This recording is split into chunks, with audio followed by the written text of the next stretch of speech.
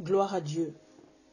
Que Dieu vous bénisse abondamment au nom puissant de notre merveilleux Seigneur et Sauveur Jésus-Christ.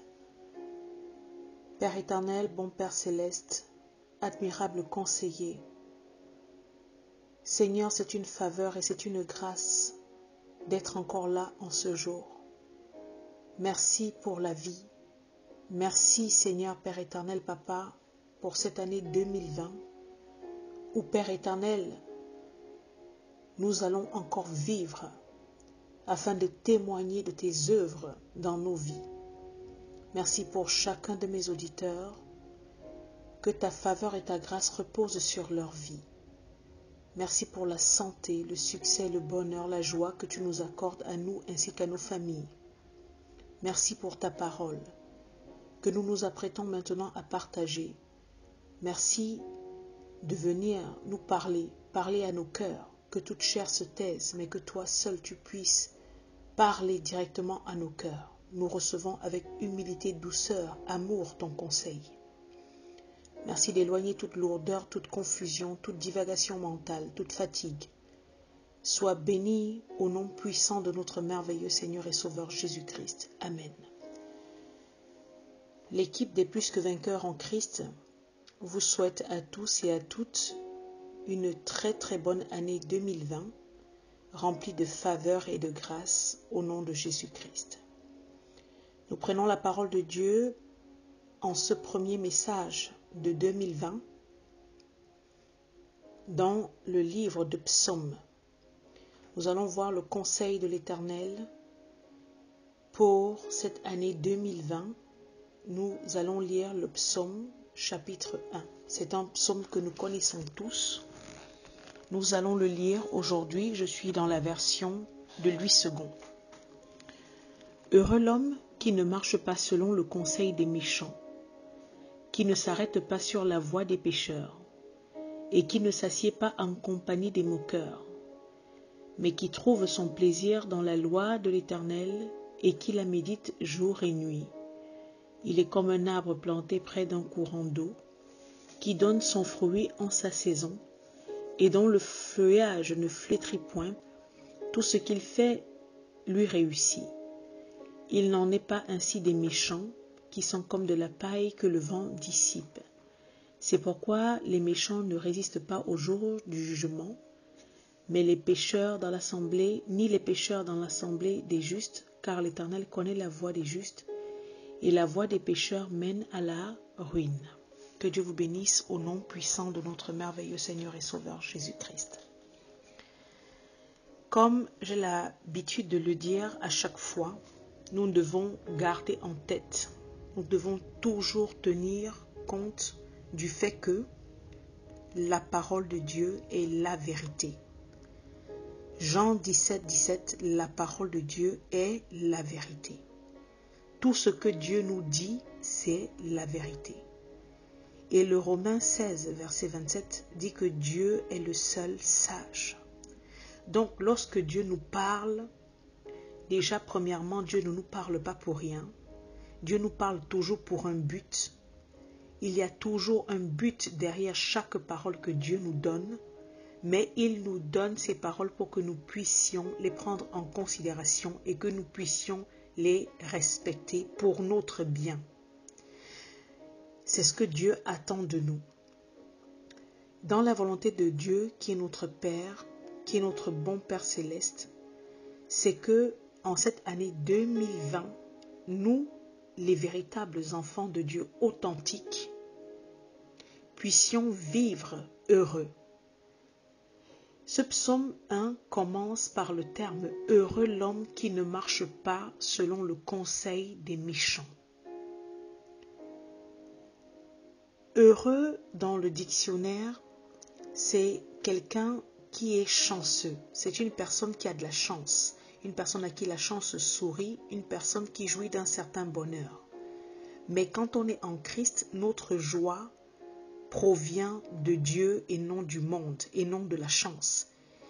Notre joie nous provient du salut que nous avons en Christ et du statut d'enfant de Dieu dont nous jouissions. Ça n'a donc rien à voir avec la joie du monde, qui n'est que éphémère et passagère. Le bonheur que nous confère l'Éternel, c'est un bonheur totalement différent de celui que le monde nous propose. Je vous donne la référence de Matthieu 5, du verset 3 au verset 11. Vous pourrez lire ce passage qui parle de la béatitude. Et vous allez comprendre vraiment c'est quoi la félicité parfaite des élus. Élus en tant que personnes qui sont vraiment en Christ. Parce que heureux pour Dieu est celui qui évite le mal. Une personne heureuse pour Dieu, un enfant de Dieu authentique, est une personne qui évite les associations avec tout ce qui mène dans le péché et tout ce qui tourne autour du péché, évite les associations avec ceux qui pratiquent le péché. Et le psaume 1 est une forme d'introduction à la sagesse. C'est une instruction. Dans les psaumes, il y a beaucoup de richesses et de révélations, comme nous le savons tous. Mais le psaume que nous venons de lire à l'instant, le psaume 1, c'est vraiment deux catégories de personnes qui sont mises ici en exergue. On parle d'un côté les hommes de bien, c'est-à-dire les hommes justes, et on parle de l'autre côté des impies, c'est-à-dire des méchants et des pécheurs. La vie, frère, est un choix. Et à chaque choix correspond des conséquences, des répercussions. Cela a un impact soit positif, soit négatif sur la qualité de nos vies. Nous sommes au début de l'année 2020, c'est-à-dire que nous avons encore, par la grâce de Dieu, la faveur d'avoir 365 jours ou un peu moins au moment où je donne cet enseignement à disposition. Et je pense que chacun d'entre nous a déjà eu à faire son bilan 2019 ayant tiré comme ça des leçons, ayant pris des bonnes résolutions pour pouvoir affronter cette nouvelle année. La vie, c'est un choix.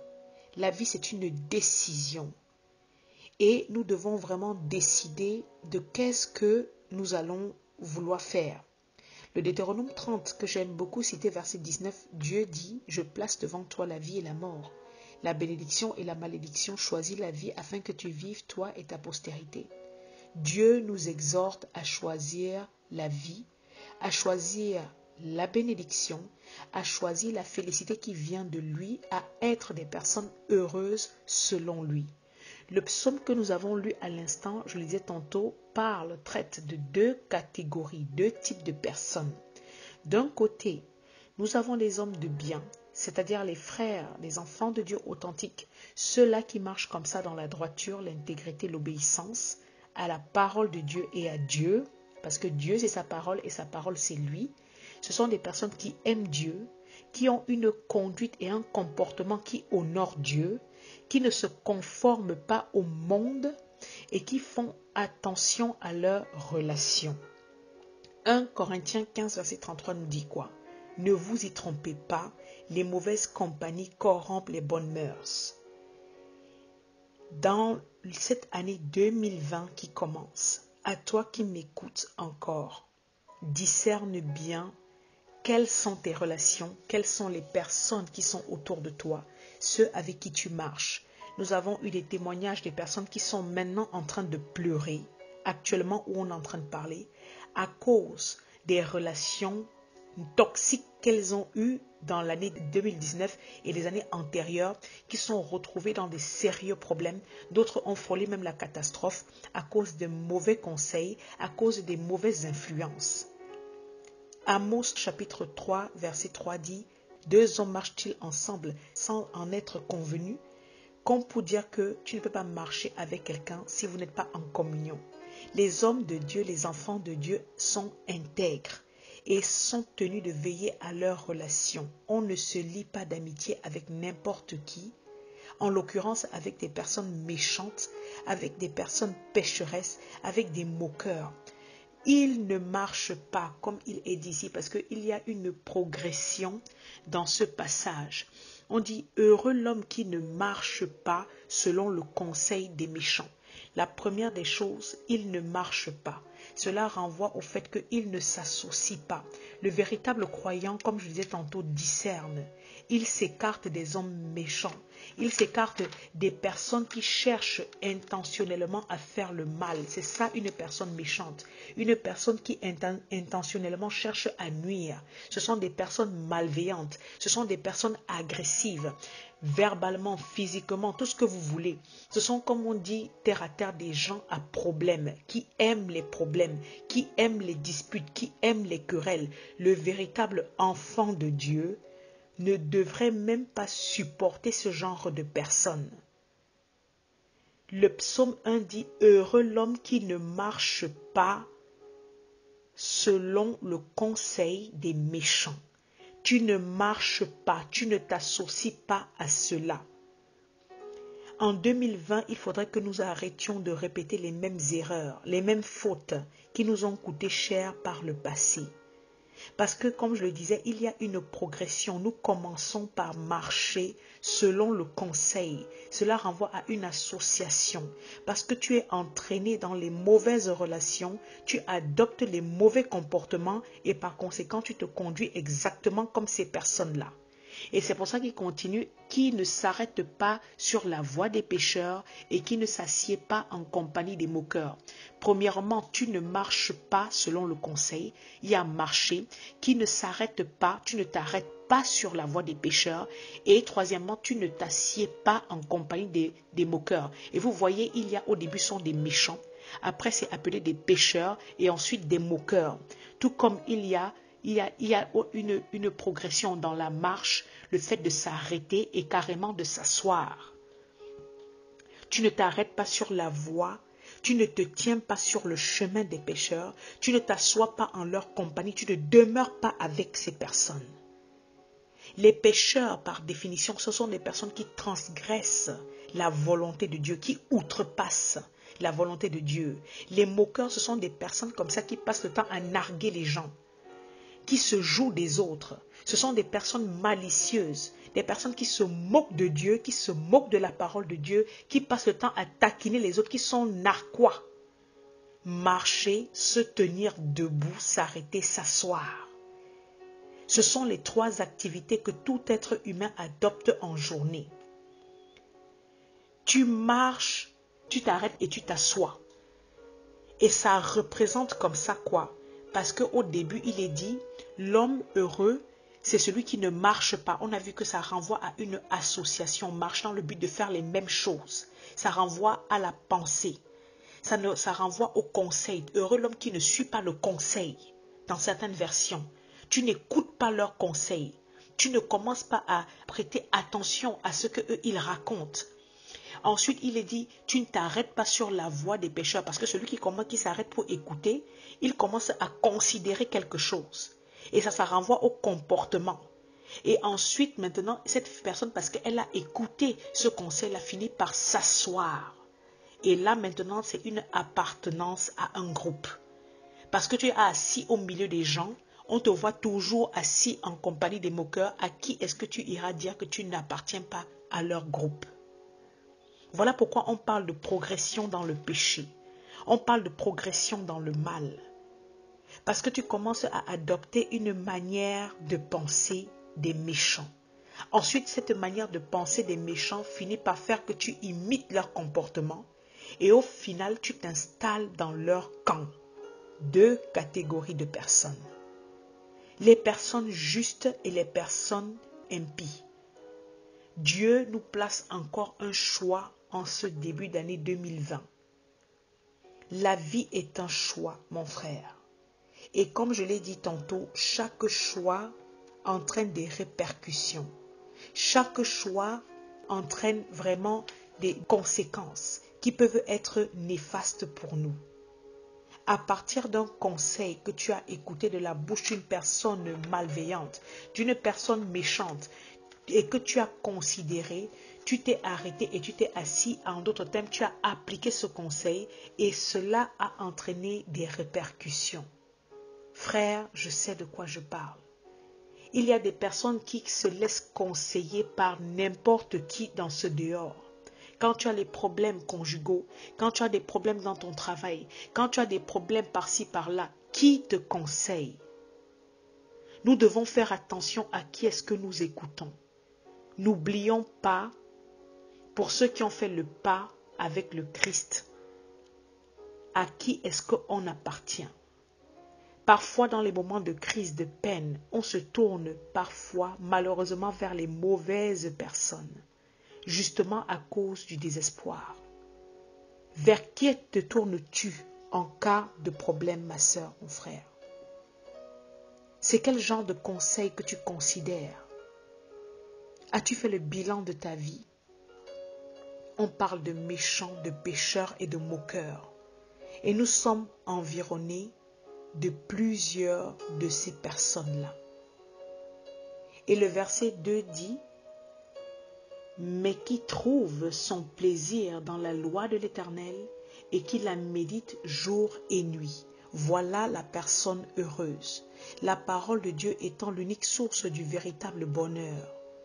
C'est le médicament de nos âmes. C'est la parole de Dieu qui nous apporte le réconfort dont on a besoin. Une femme ou un homme heureux est caractérisé par sa proximité avec Dieu, la proximité avec la parole de Dieu. C'est une personne qui médite, qui contemple la parole de Dieu jour et nuit, qu'il marche dans l'obéissance à Dieu. Les personnes heureuses, ce sont celles qui ont abandonné le mal, la moquerie, le péché. Ce sont des personnes qui édifient leur vie tous les jours au travers du conseil de Dieu, au travers de la parole de Dieu. Ce sont les personnes qui s'efforcent d'obéir à la parole de Dieu en mettant de côté le péché, qu'ils aiment Dieu avec sincérité, droiture, justice, à tel point qu'elles laissent la parole de Dieu façonner leur intelligence, dicter leur comportement. Et la parole dit que ce sont des personnes qui trouvent leur plaisir, mais qui trouvent son plaisir. Ça veut dire que c'est une joie. À chaque fois qu'on se dirige vers la parole de Dieu, voilà les personnes heureuses. Ce sont des personnes qui marchent conformément à la parole de Dieu. Et résultat, il est comme un arbre planté près d'un courant d'eau qui donne son fruit en sa saison et dont le feuillage ne se flétrit point. Tout ce qu'il fait lui réussit. Voilà le lot du juste. Voilà le lot de l'enfant de Dieu. Devant le lot de celui qui médite la parole de Dieu jour et nuit, qui a fait de cette parole une véritable source de joie pour lui. Il est semblable à un arbre planté près d'un courant d'eau.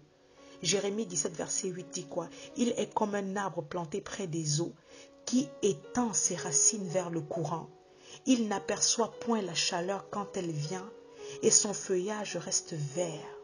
Dans l'année de la sécheresse, il n'a point de crainte et il ne cesse de porter du fruit.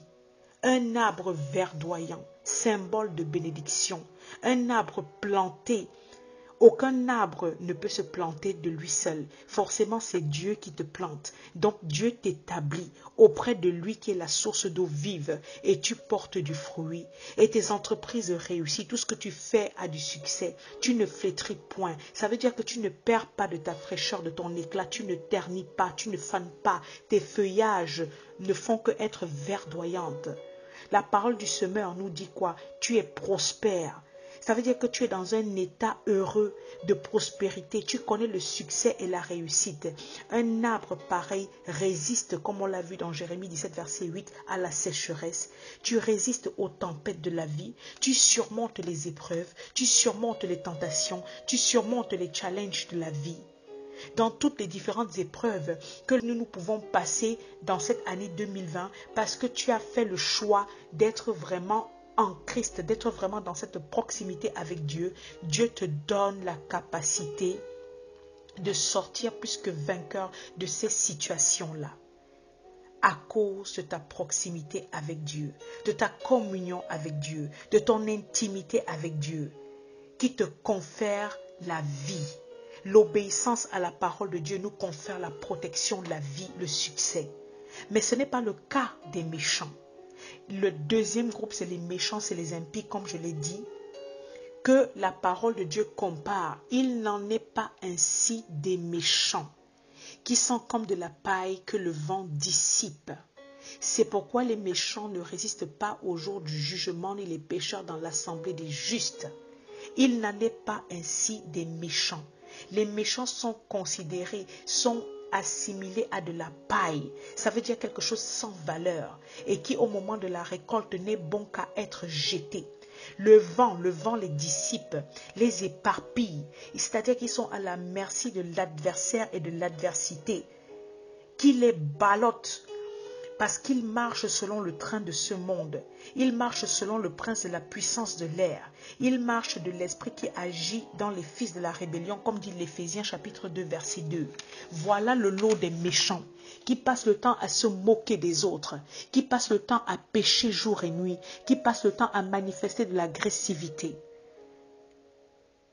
Quand tu es une personne méchante, tu ne peux pas prospérer. Et tu ne peux pas résister au jour du jugement parce qu'effectivement, il y aura un jour du jugement. L'enfer existe, mes frères. Et le jugement dernier s'en vient. Tu n'es pas quelqu'un qui est approuvé par Dieu, justement de par ton cœur, de par les actions que tu portes, que tu poses. Voilà le sort des méchants, une paille dissipée par le vent. Une condamnation lors du jugement, comme la parole dit ici. Ils ne résistent pas au jour du jugement, ni les pécheurs dans l'assemblée des justes. Tu es pécheur, mais tu te trouves dans l'assemblée des justes.